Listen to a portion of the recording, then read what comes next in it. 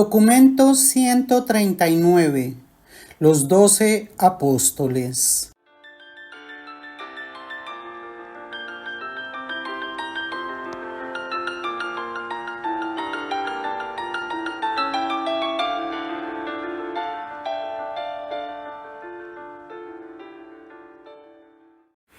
Segundo, Simón Pedro.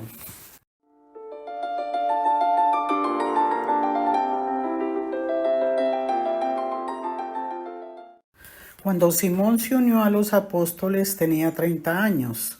Estaba casado, tenía 3 hijos y vivía en Betsaida, cerca de Capernaum. Su hermano Andrés y su suegra vivían con él. Tanto Pedro como Andrés eran pescadores y socios de los hijos de Zebedeo. El maestro ya conocía a Simón desde hacía algún tiempo, cuando Andrés se lo presentó como el segundo de los apóstoles. Al dar Jesús a Simón el nombre de Pedro, lo hizo con una sonrisa. Era una especie de apodo. Simón era bien conocido entre sus amigos por su temperamento errático e impulsivo.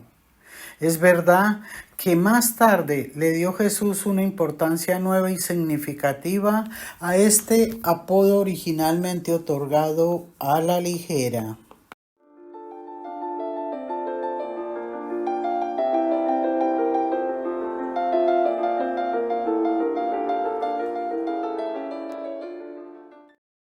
Abro paréntesis. Juan, capítulo 1, versículos del 40 al 43, nos relata cómo Pedro entra al apostolado de Jesús y dice así. Andrés, el hermano de Simón Pedro, era uno de los que había oído a Juan y había seguido a Jesús. Este se encuentra primeramente con su hermano Simón y le dice, hemos encontrado al Mesías, que quiere decir Cristo. Y lo llevó donde Jesús. Jesús, fijando su mirada en él, le dijo, tú eres Simón, el hijo de Juan, te llamarás Cefas, que quiere decir piedra. El nombre de nacimiento de Pedro era Simón Barjón, pero cuando comenzó su ministerio y la evangelización con Jesús, fue llamado Cefas, como lo había apodado Jesús. De ahí que Pablo en sus epístolas, o sea en sus cartas, cuando nombra a Cefas, está hablando de Pedro apóstol. Cierro paréntesis.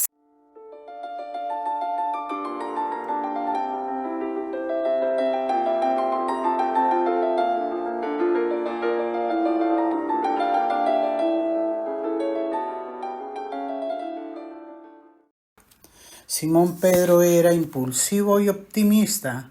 Había crecido libremente permitiéndose ceder a los sentimientos más fuertes, constantemente se metía en líos porque persistía en hablar sin pensar.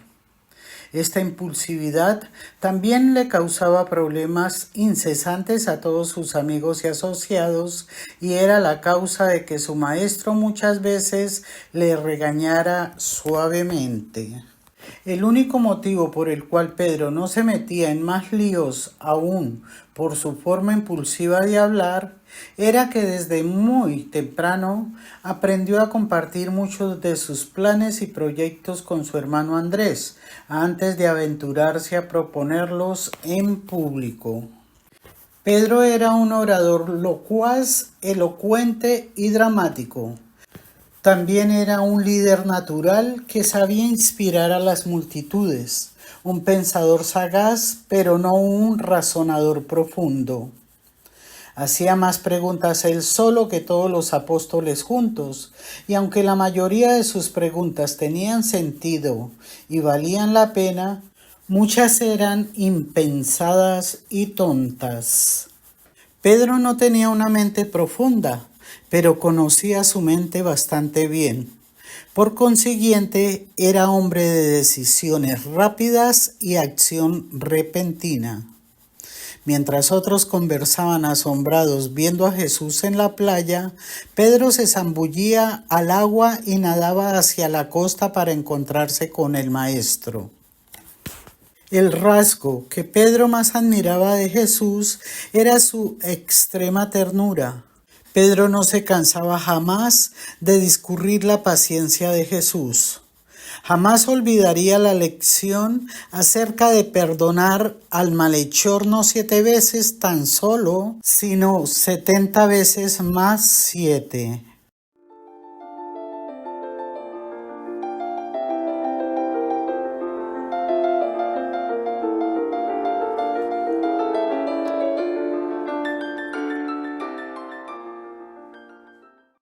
Abro paréntesis.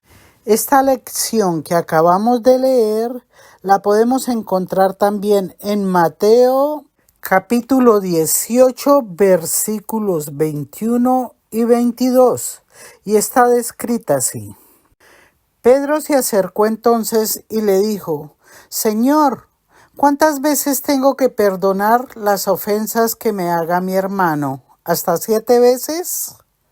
Díjole Jesús: No te digo hasta 7 veces, sino hasta 70 veces 7.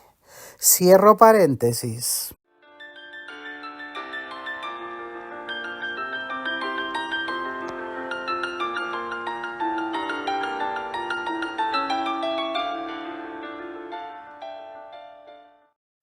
Mucho pensó sobre estas impresiones del carácter misericordioso del Maestro durante esos lúgubres días de desesperación que vivió inmediatamente después de negar a Jesús sin pensarlo y sin intención en el patio del sumo sacerdote. Simón Pedro era angustiosamente vacilante, pasaba en forma repentina de un extremo al otro. Primero se negó a que Jesús le lavara los pies, pero al oír la réplica de su maestro, le pidió que le lavara todo el cuerpo. Pero después de todo, Jesús sabía que las faltas de Pedro provenían de la cabeza y no del corazón. Era Pedro una de las más inexplicables combinaciones de coraje y cobardía que jamás vivieran sobre la tierra. Su gran fortaleza de carácter era su lealtad y su amistad. Pedro amaba realmente y sinceramente a Jesús, pero a pesar de la extraordinaria fuerza de su devoción, era tan inestable y variable que pudo una joven criada azuzarlo a que negara a su maestro y señor. Pedro podía hacerle frente a la persecución y a todo tipo de ataque directo, pero se empequeñecía y se marchitaba ante el ridículo.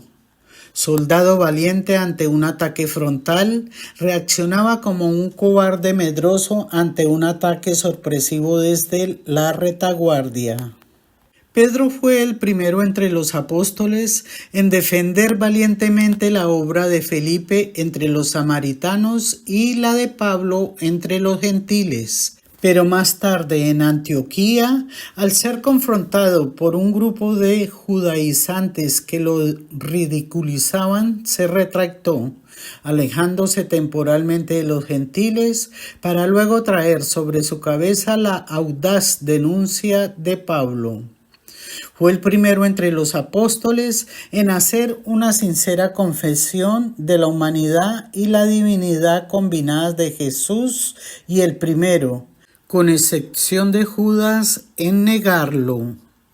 Pedro no tenía mucho de soñador, pero le disgustaba descender de las nubes del éxtasis y del entusiasmo de la complacencia dramática al mundo ordinario de la realidad concreta. Al seguir a Jesús literal y figurativamente, conducía él a veces la procesión y otras veces la seguía. La seguía de lejos, pero era el predicador más destacado de los 12. Hizo más que cualquier otro hombre individual, a excepción de Pablo, para establecer el reino y enviar a sus mensajeros a los 4 confines de la tierra en una generación.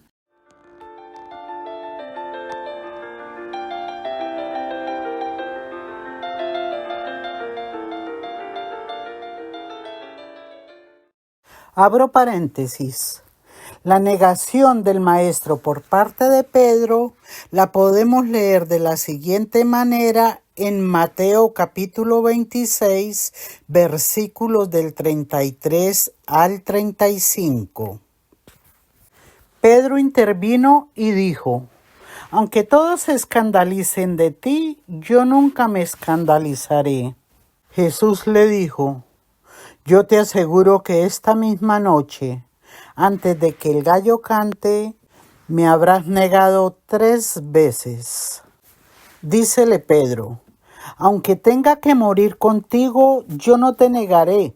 Y lo mismo dijeron también todos los discípulos. Cierro paréntesis.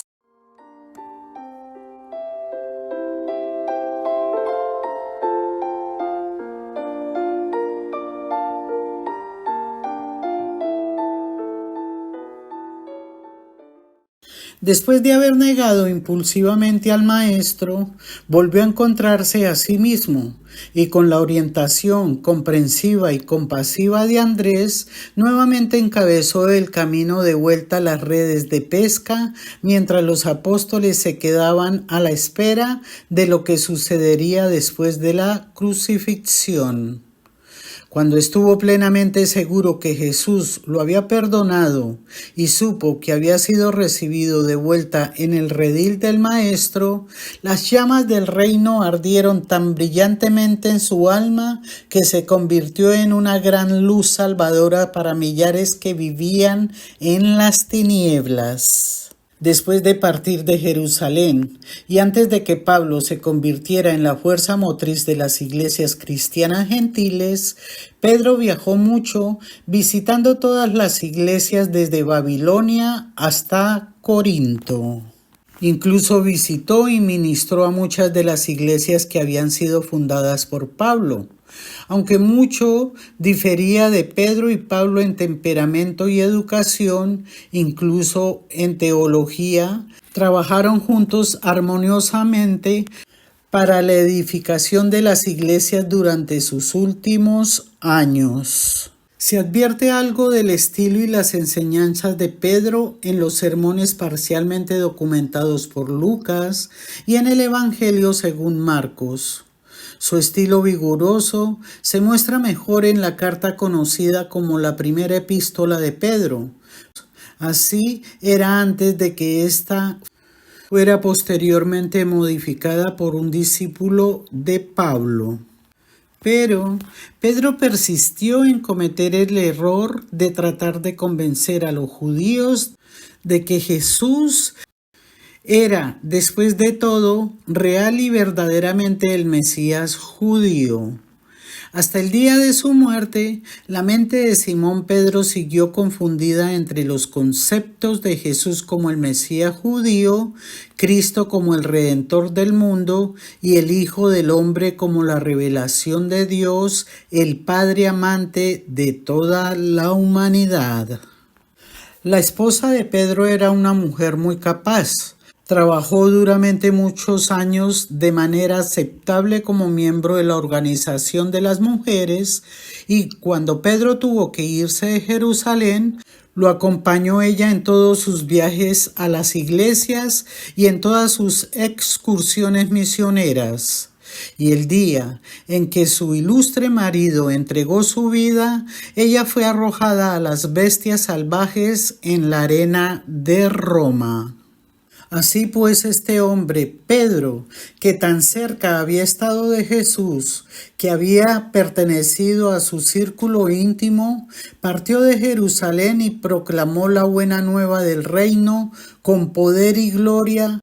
Hasta cumplir la plenitud de su ministerio, se consideró él altamente honrado cuando sus captores le dijeron que moriría como había muerto su maestro, en la cruz.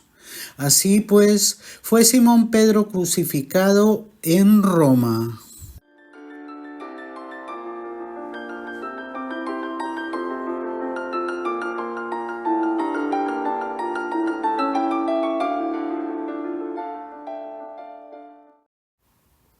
Abro paréntesis.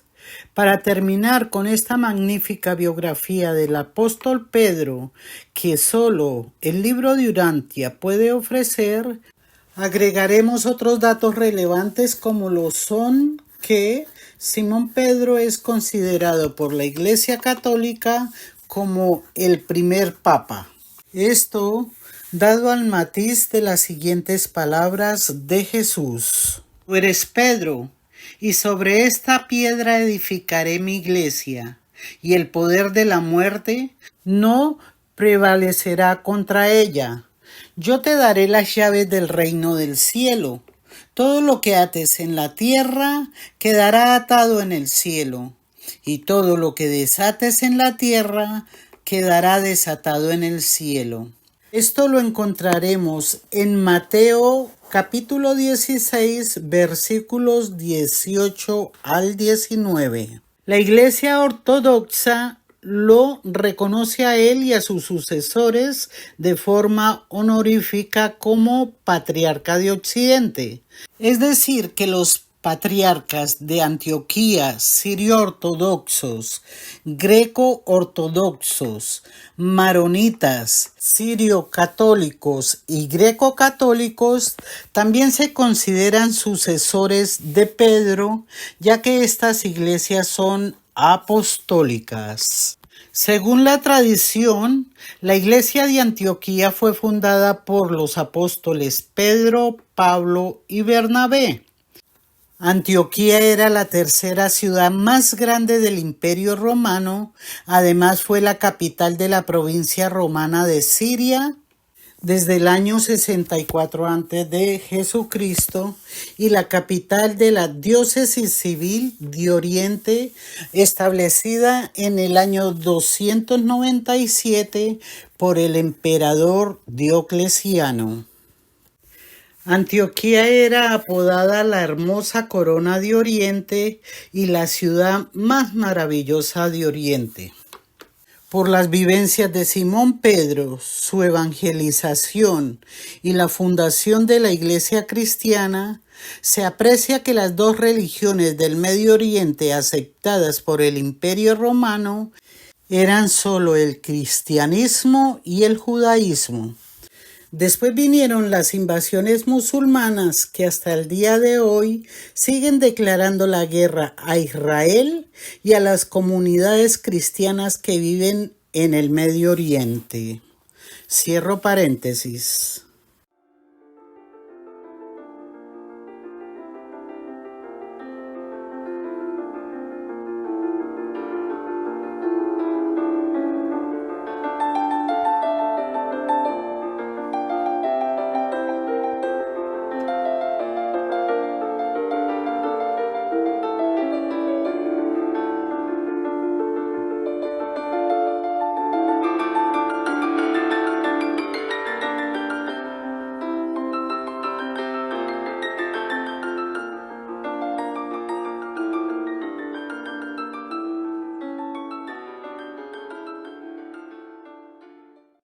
Gracias por haber llegado hasta el final.